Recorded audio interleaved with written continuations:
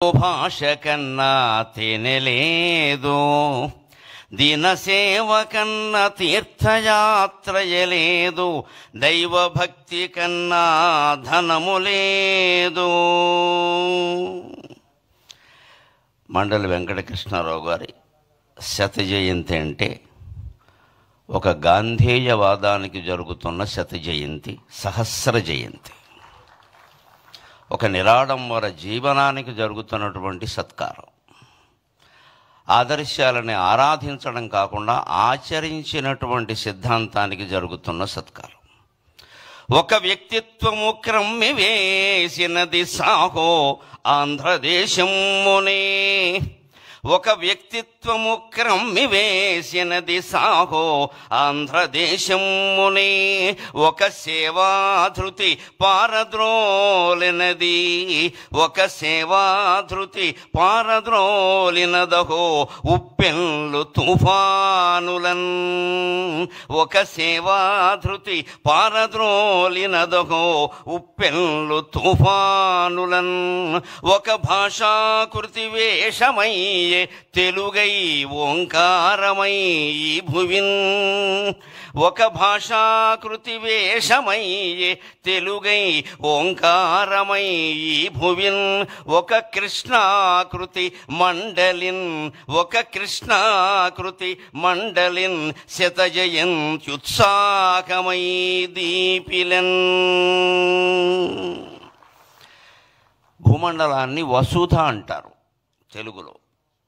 వసుధ అంటే వసువుల్ని ధరించింది అని అర్థం. వసువులంటే బంగారం, వెండి, నవరత్నాలన్నీ వస్తాయి. ఈ వసుధలో చాలా ముఖ్యమైన అక్షరం ఇది. వా తీసేసినా సుధా ఉంటుంది, నష్టం లేదు. ధా తీసేసినా వసు ఉంటుంది, బంగారం అని అర్థం, నష్టం లేదు. కానీ వసుధలో ఏం తీయకూడదు అంటే సు అనేది తీయకూడదు. వసుధలో సు తీస్తే వధ మిగులుతుంది. అస్సు అంటే మంచి, ఆ మంచితనం మూర్తీభవించిన సు అనేటువంటి వర్ణము సువర్ణమే మండలి వెంకటకృష్ణారావు గారు. అవనిలో ఉండే మంచితనం అంతా గడ్డ కట్టి ఆయన అవనిగడ్డలో పుట్టాడు. ఆ అవనిగడ్డకి తుఫాను వచ్చినప్పుడు, సునామీ వచ్చినప్పుడు, ఉప్పెన్లు కమ్మేసినప్పుడు పంచె పైకి అడ్డం కట్టి లేచి రైతులందరినీ పిలిచి శవాలు సైతం మోసి అనాథలకి అన్నం పెట్టి ఆదరించి తాను ఒక శాసనసభ్యుడిగా తనని అంతకుముందే ఏకగ్రీవంగా ఎన్నుకున్నటువంటి ప్రజలకి ఒక ఎమ్మెల్యే ఎంత చేయగలడో అంతకు 10 రెట్లు చేసినటువంటి మహానుభావుడైన. అటువంటి వాళ్ళు ఉన్నటువంటి సీమ, వాళ్ళ పేరు తలుచుకున్న చోట మళ్ళీ అటువంటి దుర్భిక్షం రాదు. ఇప్పుడు శత జయంతి వేడుకలు జరుపుకోవడంలో మన ఆశ ఏమిటి అంటే ఆ మహానుభావుని ఆశీస్సుల వల్ల మళ్ళీ ఆంధ్రప్రదేశ్ రాష్ట్రంలో ఎటువంటి దుర్భిక్షము రాకుండా సుభిక్షంగా వర్ధిల్లుతుంది, అందులో సందేహమే లేదు. అయినా సుభిక్షంగా వర్ధిల్లింపజేసేటువంటి అద్భుతమైన నాయకత్వం మనకి ఏడాది క్రితం లభించింది. మనం అదృష్టవంతులం. నిజంగానే నాకు పద్మశ్రీ రాగానే అప్పుడు ప్రభుత్వాన్ని గురించి నేను మాట్లాడాను, కానీ మొట్టమొదట ఫోన్ చేసిన 10 మందిలో నారా చంద్రబాబు నాయుడు గారు ఉన్నారు. వెంటనే అప్పుడు ఆయన ప్రతిపక్ష నాయకుడు. వెంటనే ఫోన్ చేసి నరసింహారావు గారు చాలా సంతోషం, మీరు పద్మశ్రీ పొందారు, మాకు ఆనందంగా ఉంది అని చెప్పారు. వెంటనే అంతటి సహృదయం, కళలని సాహిత్యాలని పోషించేటువంటి నాయకుడు దొరకడం ఆంధ్రప్రదేశ్ చేసుకున్నటువంటి అదృష్టం. ఇంకొక మాట, కృష్ణారావు గారు లాంటి వ్యక్తులు కేవలం ఆశయాలని ఆరాధించలేదు, ఆచరించారు. గాంధేయవాదులమని చెప్పుకోవడం అంటే గాంధీ గారి కర్ర మా ఇంట్లో పెట్టి వెళ్ళారు, గాంధీ గారి చెప్పులు మా ఇంట్లోనే విడిచారు, గాంధీ గారి కళ్ళజోడు నేనే తుడిచా అని చెప్పుకోవడం కాదు. గాంధేయవాదాన్ని ఆచరించడమే నిజమైనటువంటి ఆరాధన. ఊరికే పూజలు పురస్కారాలు కాదు, దాన్ని ఆచరించామా లేదా, అనుసరించామా లేదా. స్వాతంత్ర సమర యోధుడికి కేటాయించినటువంటి హౌసింగ్ బోర్డు వాళ్ళ ఇల్లు కూడా ఆయన తిరస్కరించి నాకు ప్రభుత్వం ఎమ్మెల్యేగా క్వార్టర్ ఇచ్చింది, అది చాలు అన్నాడు. అంతటి త్యాగమూర్తులు మళ్ళీ 175 మంది అవతరించాలని ఈ బడుగు బ్రాహ్మడి ఉద్దేశం, అంతకంటే ఏం లేదు. ఇక్కడ 175 మంది అదే ఉద్దేశంతో ఉండాలి. అన్నీ తీసి పారేస్తాం, మనకేం ఒక్కల ప్రజలకు సేవ చేయడమే గొప్ప విషయం. ఉన్నాస్తులు కరిగించుకున్నటువంటి నాయకత్వం మండలి వెంకటకృష్ణారావు గారిది. ఇది ఎక్కడి నుంచి వచ్చింది అంటే మన సంస్కృతి అటువంటిది. న కర్మణ న ధనేన అంటారు, న కర్మణ న ప్రజయా న ధనేన త్యాగేనైకే అమృతత్వమానసు. నీవు చేసిన యజ్ఞయాగాది కర్మల వల్ల కానీ ఏ కార్యక్రమాల వల్ల కానీ నీకు అమృతానందం కలుగుతుందో లేదో చెప్పలేం.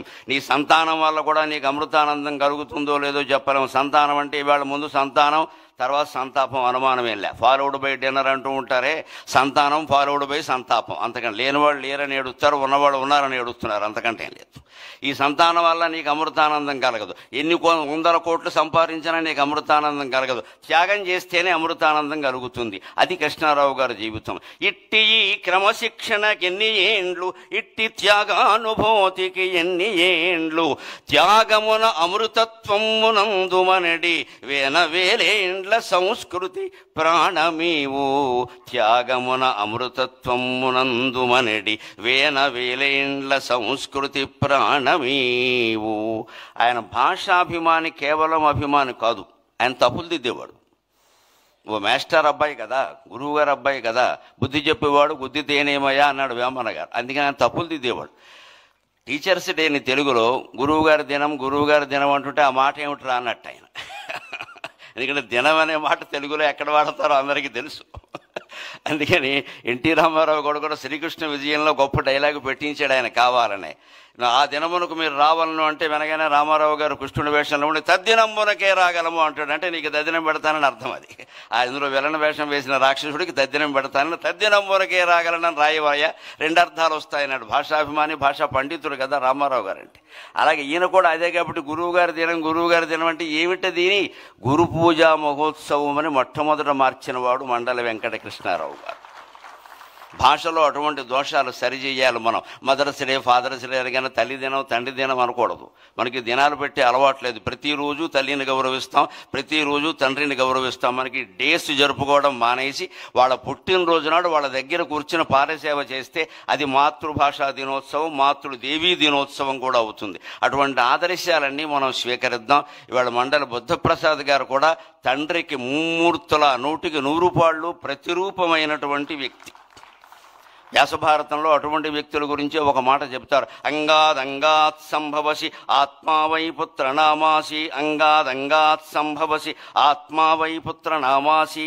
నా యొక్క ప్రత్యంగము రూపుదాల్చి నువ్వు పుట్టావయ్యా అంటాడు తండ్రి కొడుకుతో వేదంలో. అలాగే కృష్ణారావు గారి యొక్క ఆత్మ, బుద్ధి, మనస్సు, దేహం సర్వావయవాలు రూపుదాల్చి పుట్టినటువంటి వ్యక్తి బుద్ధప్రసాద్ గారు. ఎప్పుడు మేము రాజకీయాలతో సంబంధం లేకుండా మేము 3-4 గ్రూపుకి చెందిన వాళ్ళం ఉన్నాం. నాకు వాట్సాప్లు లేవు కానీ మాట్లాడుకుంటాం ఫోన్లో. ఏం మాట్లాడుకున్నా భాషా సాహిత్యం, ఇంకో మాట ఉండదు అక్కడ. అటువంటి స్నేహం బుద్ధప్రసాద్ గారితో ఉంది. వారి కార్యక్రమం మొదట్లో ఆయన శత జయంతి గురించి చాలా విశేషాలు మనకు చెప్పారు. మళ్ళీ మండల వెంకటకృష్ణారావు గారు లాంటి నాయకులు 175 నియోజకవర్గాలలోనూ ఆవిర్భవించాలి. ఆంధ్రప్రదేశ్ భారతదేశంలో కాదు ప్రపంచంలోనే ఆదర్శమైనటువంటి రాష్ట్రంగా ఉండాలి అని కోరుకుంటూ నేను సెలవు తీసుకుంటున్నాను. పద్మశ్రీ గరికపాటి నరసింహారావు గారికి హృదయపూర్వక ధన్యవాదాలు. ఆధ్యాత్మిక ధ్యాన సాధకులు, విశ్వ ప్రేమకు తన జీవితాన్ని అంకితం చేసిన విశ్వయోగి విశ్వంజీ మహారాజ్ గారు.